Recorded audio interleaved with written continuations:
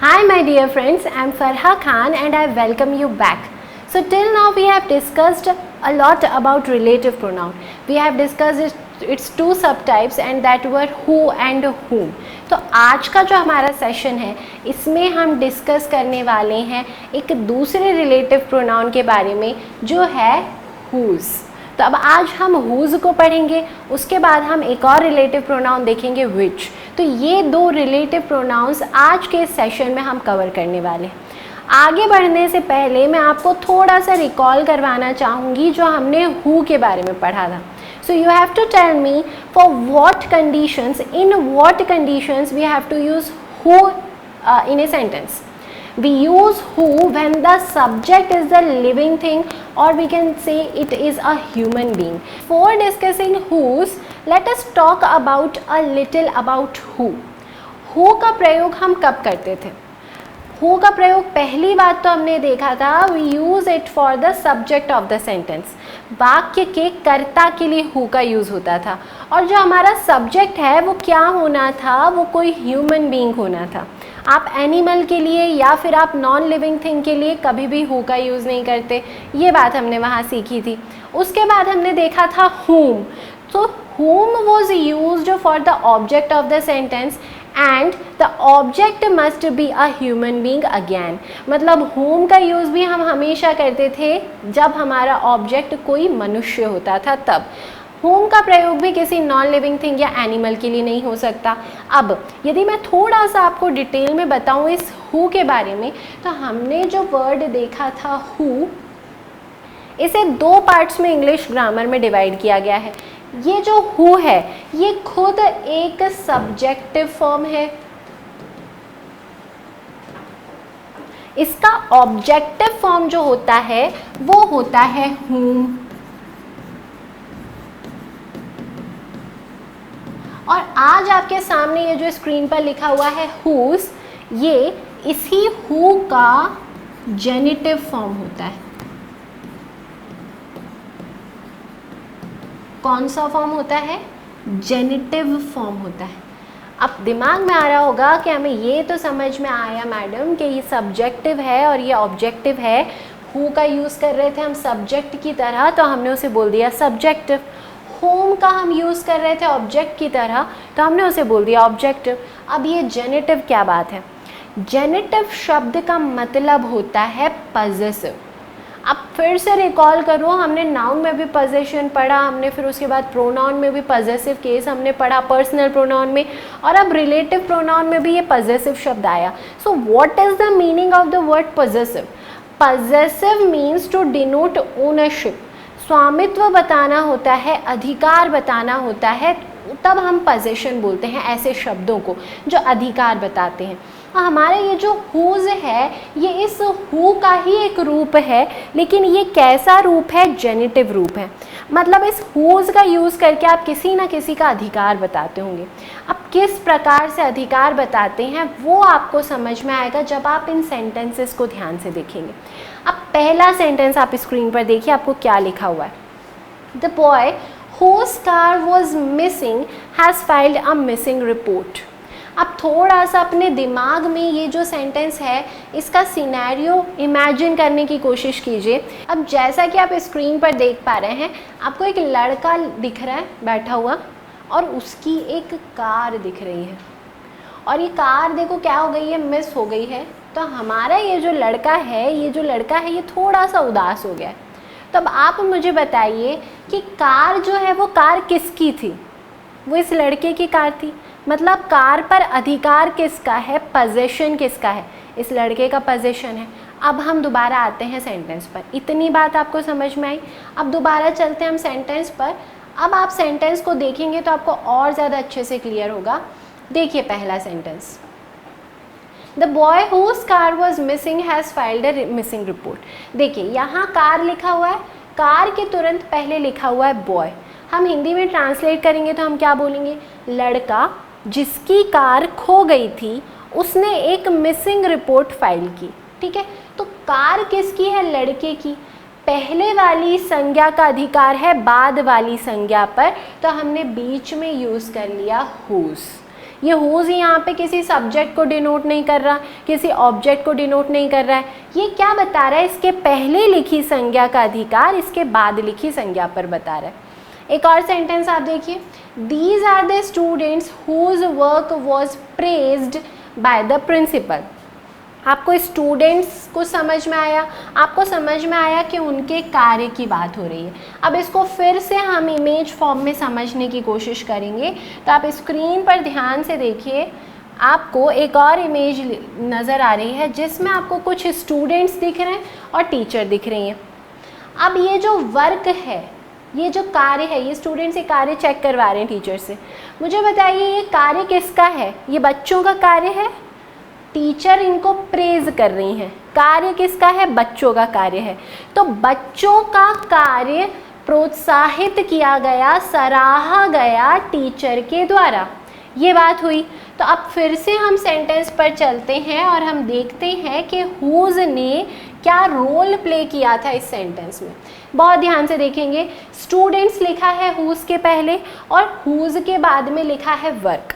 अब जो हुज शब्द है उस शब्द को ना तो सब्जेक्ट को डिनोट करना है, ना ही ऑब्जेक्ट को डिनोट करना है, उसे तो सिर्फ डिनोट करना है अधिकार को, जो उसके पहले लिखी संज्ञा का अधिकार है उसके बाद लिखी संज्ञा पर। तो हुज का रोल आपको समझ में आया। इट इज़ द पजेसिव और genitive case of who which is used to denote the possession of noun before it on the noun after it. So that was all about whose. At the beginning of this session I have told you that we will discuss today which also. तो अब हम discuss करने वाले हैं इस which के बारे में। whose में आपने क्या देखा, वो अधिकार बताता है, अपने पहले लिखी नाउन का अधिकार अपने बाद लिखी नाउन पर वो बताता है। अब which का क्या काम है, डेफिनेशन को थोड़ा सा पढ़िए तो आपको और अच्छे से समझ में आएगा। Which is used for things without life and for animals. It may refer to both singular and plural nouns. इतने सेंटेंस को ध्यान से देखिए। Which is used for things without life and for animals. Things without life and for animals. हमने who देखा था, हमने whom देखा था। Who was used for human beings. Whom was also used for human beings. Human beings के लिए हमने सीखा कि हम किससे डिनोट करते हैं, रिलेटिव प्रोनाउन से, लेकिन हमने अभी तक ऐसा कोई रिलेटिव प्रोनाउन नहीं देखा था जिसका यूज़ करके हम किसी एनिमल या फिर किसी निर्जीव वस्तु को डिनोट कर पाएँ। तो वही दुविधा को दूर करने के लिए आया है हमारा विच। तो विच किसके लिए यूज़ होता है, जब आपके सेंटेंस में आपको किसी ऐसे नाउन को डिनोट करना होता है जो नाउन या तो कोई पशु है या फिर कोई निर्जीव वस्तु है। एक बार इमेज के थ्रू हम इसे याद करने की कोशिश करते हैं कि कैसी कैसी वस्तुओं को ये डिनोट करता है। ध्यान से देखिए स्क्रीन पर, आपको स्क्रीन पर अभी जितने प्रकार की वस्तुएं दिख रही हैं, जितनी इमेजेस दिख रही हैं, इन सभी इमेजेस के लिए और इनके जैसी सभी इमेजेस के लिए आपको हमेशा यूज़ करना है विच का। ये इसमें आपको सभी एनिमल्स दिख रहे हैं, कोई भी एनिमल होगा आप विच का यूज़ करेंगे। यहाँ आपको सारी नॉन लिविंग थिंग्स, निर्जीव वस्तुएं दिख रही हैं। तो आपके आसपास आपको ऐसी जो भी वस्तुएं दिखें जिनमें लाइफ नहीं है, उनके लिए आप बिल्कुल यूज़ कर सकते हैं विच का।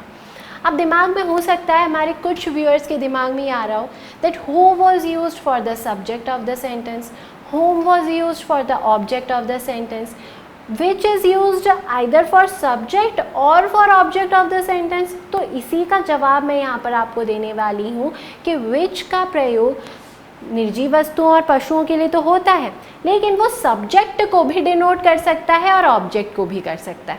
हु के तो हमने दो फॉर्म्स देख लिए थे, सब्जेक्टिव और ऑब्जेक्टिव। हु सब्जेक्टिव था, हुम ऑब्जेक्टिव था, लेकिन विच का ऐसा कोई दूसरा रूप नहीं होता। तो जो विच है उसको आप सब्जेक्ट के लिए भी डिनोट करते हो, ऑब्जेक्ट के लिए भी डिनोट करते हो, लेकिन ध्यान रखना कभी आप किसी व्यक्ति के लिए, किसी मनुष्य के लिए उसका यूज़ नहीं कर सकते। अब जो हमने अभी सुना उसको हम कुछ सेंटेंसेस के थ्रू देखते हैं कि हमें समझ में आया या नहीं। स्क्रीन पर आप देखिए, आपको कुछ सेंटेंसेस लिखे दिख रहे हैं। We will discuss the first sentence firstly. The book which I bought yesterday is now missing. आप ध्यान से देखिए क्या लिखा हुआ है, जो किताब मैंने कल खरीदी थी वो अब खो गई है।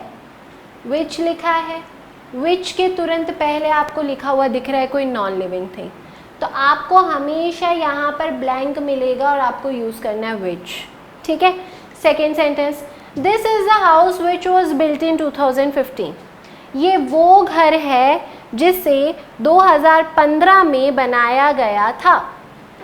किसे बनाया गया था? घर को।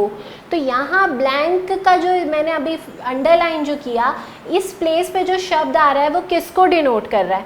इस घर को डिनोट कर रहा है, और घर एक निर्जीव वस्तु है, तो उसके लिए आपको यूज़ करना पड़ेगा किसका? विच का।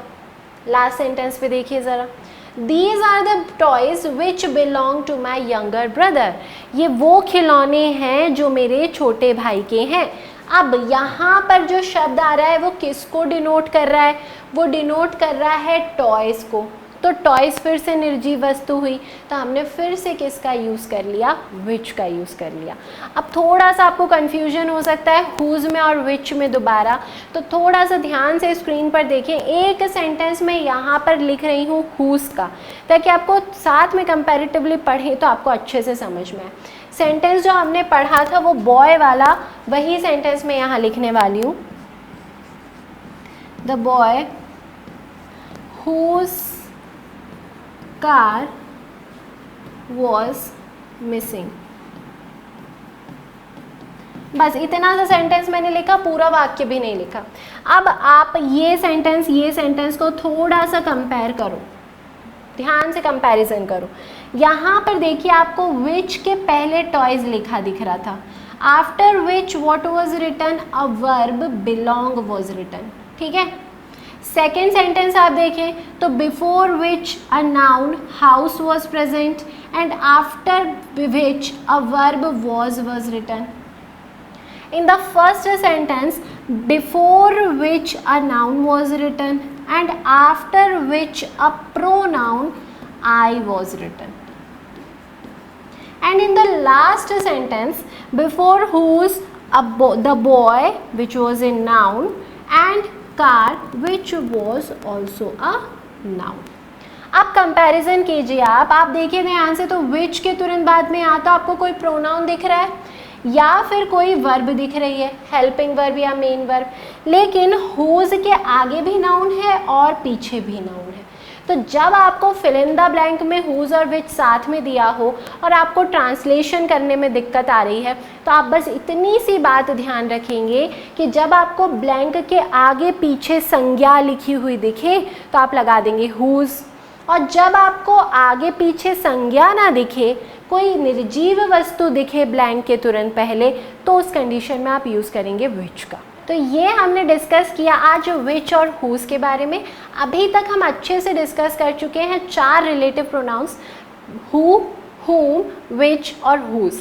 आगे के वीडियोस में आपको बाकी के रिलेटिव प्रोनाउंस मिलेंगे, तब तक आप इनको अच्छे से पढ़िए और अच्छे से नोट्स बना के रिवाइज करते रहिए।